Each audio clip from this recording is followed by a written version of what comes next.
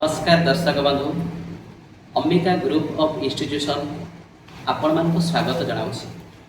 आज आम एठी जो बसीचु मोर सामने जो पिला बसी से अंबिका ग्रुप ऑफ इंस्टीट्यूशन ले 1 वर्ष धरी अध्ययनरत अच्छा से तांकर अनुभूति कहे। नमस्कार, मो ना शुभम कुमार बेरा। मु मां अंबिका ग्रुप ऑफ इंस्टीट्यूशन में पढ़े। एठाको आसिके तमको केमति लागुछि? बाहर मु बहुत कथा सुनिथिली किंतु एठी आसी मोर धारणा भूल थिला।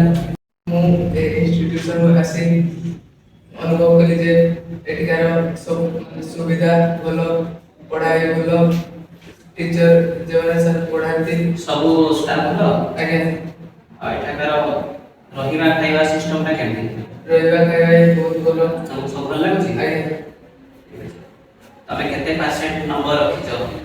रिसेंट बोर्ड एग्जाम रे मोर 81% आस्थिला। हम सार मान को सपोर्ट एवं सहयोग द्वारा मु एति नंबर रखि पारि। एबे तमे अन्य पिला मान कोन कहत चाहो? मु अन्य पिला मान कहय पाइ चाहू जे आपण माने आसी भितर देखि जानतु एवं आपण आसले जानि पारे जे एठेकार सुविधा कि करि। ए समस्त पिता माता मान को तमे कोन कहत चाहबो? मु समस्त पितामाता को यह कहया पाइ चाहू कि आपण थरे एठाकु आसी एठाकार सुविधा सब आपण बुझी जातु एवं आपण को निहाती भलो लागिवो एवं आपण को पिलार भलो रिजल्ट एवं आपण को पिला निहाती सफलता पाइबो। तेबे दर्शक बंधु आपण माने तो जनक पाख सुनिले एमिति हमरे अनेक जण अछंती जो माने कि सेमानकर अनुभूति आपण मान जणाइबे एवं निश्चय आपण मान को भल लागिवो।